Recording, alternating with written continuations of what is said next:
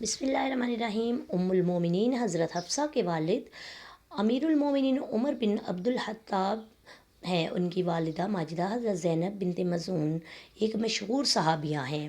حضرت حفصہ کی پہلی شادی حضرت انیس بن حذافہ سے ہوئی۔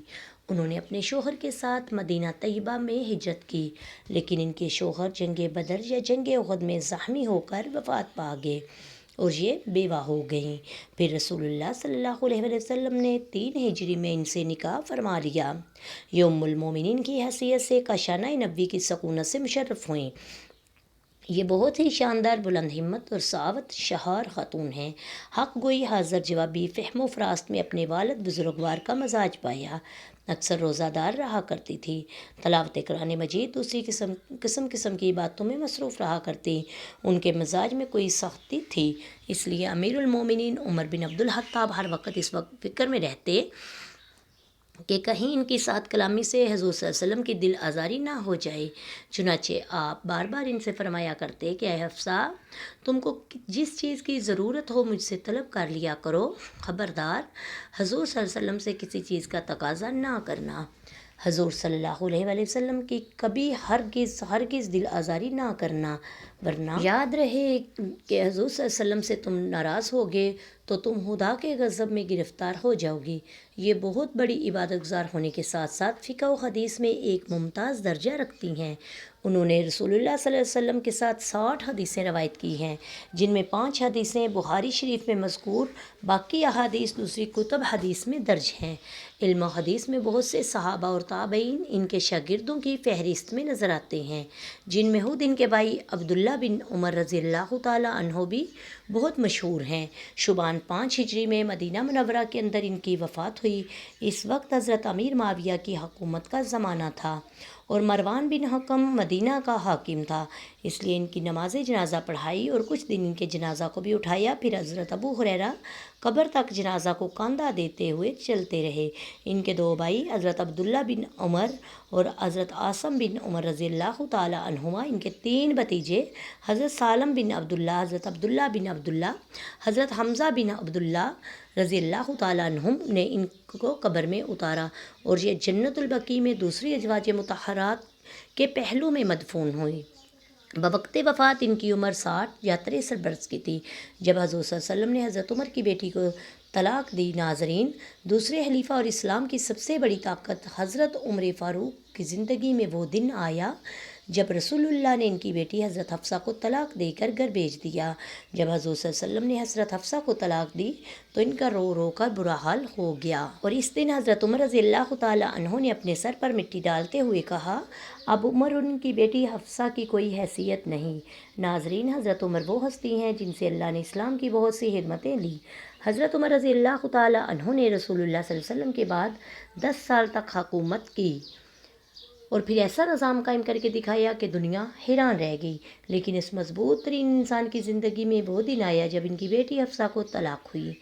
آپ رضی اللہ تعالیٰ عنہ ٹوٹ کر رہ گئے، کیونکہ طلاق دینے والا کوئی عام انسان نہیں بلکہ ساری کائنات کے رسول اللہ صلی اللہ علیہ وآلہ وسلم تھے۔ بخاری شریف میں اس واقعہ کو بہت تفصیل سے بیان کیا گیا۔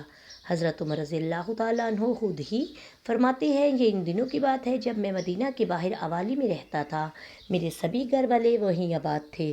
رسول اللہ صلی اللہ علیہ وسلم ہمارے گھر سے کافی دور تھے۔ میں گھر کا بڑا ذمہ دار تھا، اس لیے مجھے اپنے گھر والوں کے لیے کچھ کھانے پینے کا انتظام کرنا ہوتا۔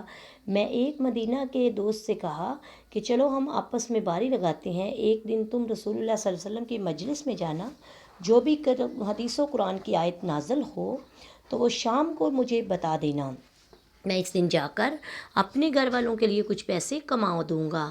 اگلے دن تم کام پر جانا، میں رسول اللہ کی مجلس میں حاضر ہو کر حدیث و قرآن کی آیت نازل ہونے ہوئی وہ شام کو تمہیں بتاؤں گا۔ حضرت عمر فرماتے ہیں، ہم دونوں اسی طرح باری چلتی رہی۔ ایک دن کی بات ہے کہ اچانک رات کے وقت میرا وہ ساتھی میرے گھر کے دروازے پر آ کر دروازہ کھٹکھٹانے لگا۔ وہ اتنی زور زور سے دروازہ کھٹکھٹاتا رہا کہ میں ڈر گیا۔ آخر کیا معاملہ پیش آیا؟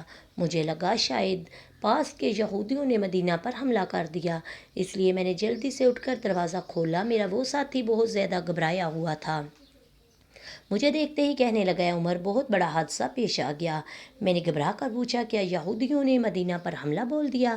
تو اس نے جواب دیا، نہیں، اس سے بھی بڑا معاملہ پیش آ گیا۔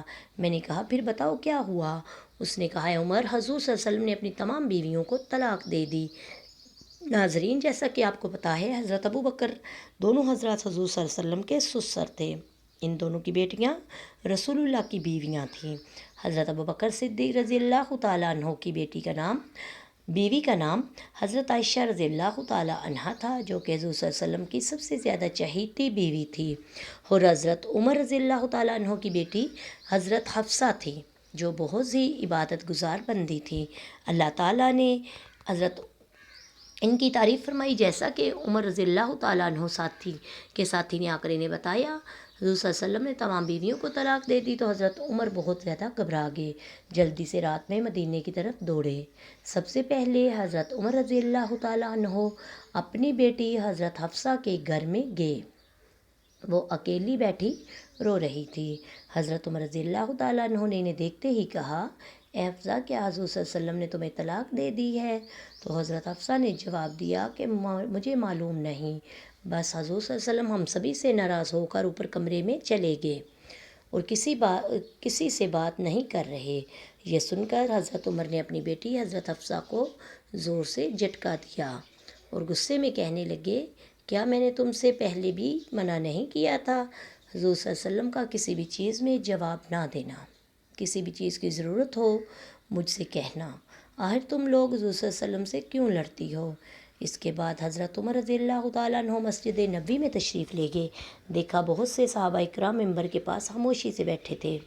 ان میں سے کچھ لوگ تو بیٹھے رو رہے تھے۔ حضرت عمر یہ دیکھ کر بہت پریشان ہوئے، پھر نبی کریم صلی اللہ علیہ وسلم کے دروازے پر جا کر دستک دی، لیکن خادم نے آ کر بتایا، حضور صلی اللہ علیہ وسلم نے کوئی جواب نہیں دیا۔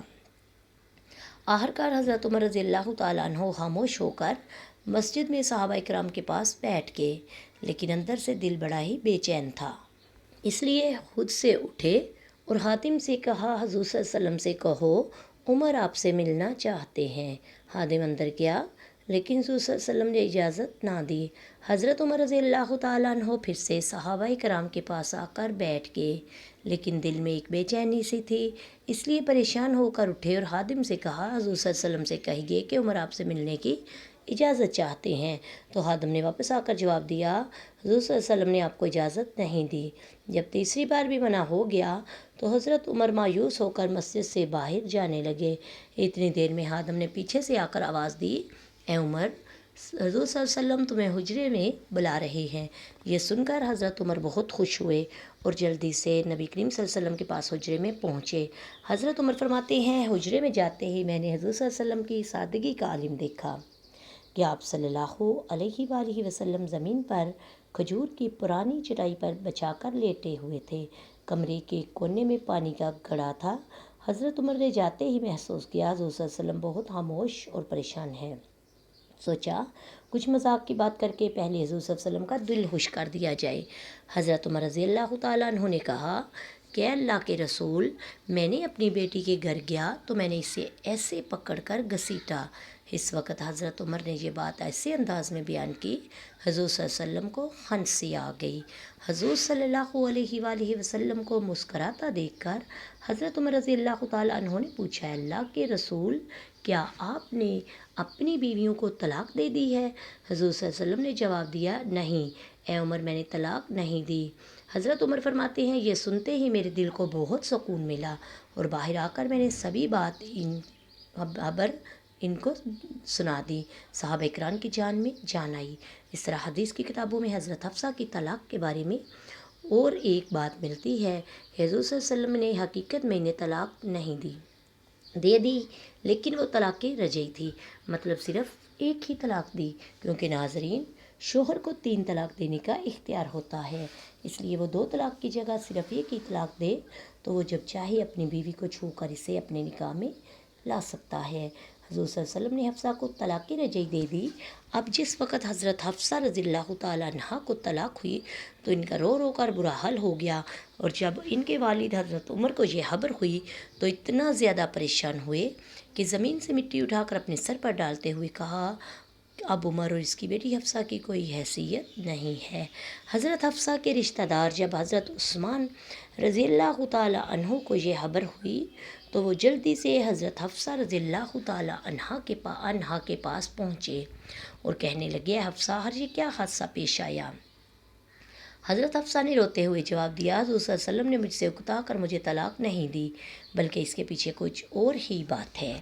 یہ باتیں ابھی ہو رہی تھی کہ اچانک وہاں رسول اللہ آ گئے اور پھر آپ صلی اللہ علیہ وسلم نے اسی وقت حضرت حفصہ سے رجوع کر کے انہیں اپنی بیوی بنا لیا۔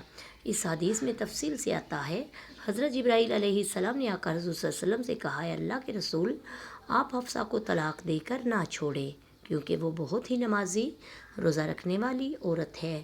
اس لیے رسول اللہ صلی اللہ علیہ وسلم نے اسی وقت اللہ کے حکم سے حضرت حفصہ سے رجوع کر کے انہیں پھر سے اپنی بیوی بنا لیا۔ اللہ پاک ہمیں بہترین عمل کی توفیق عطا فرمائے، ہمیں نیکوکاروں میں شامل کرے۔ ناظرین، کمنٹ باکس میں اللہ کے 99 ناموں میں سے کوئی ایک نام ضرور ٹائپ کر دیجئے۔ وما علینا الا البلاغ المبین۔ السلام علیکم ورحمۃ اللہ وبرکاتہ۔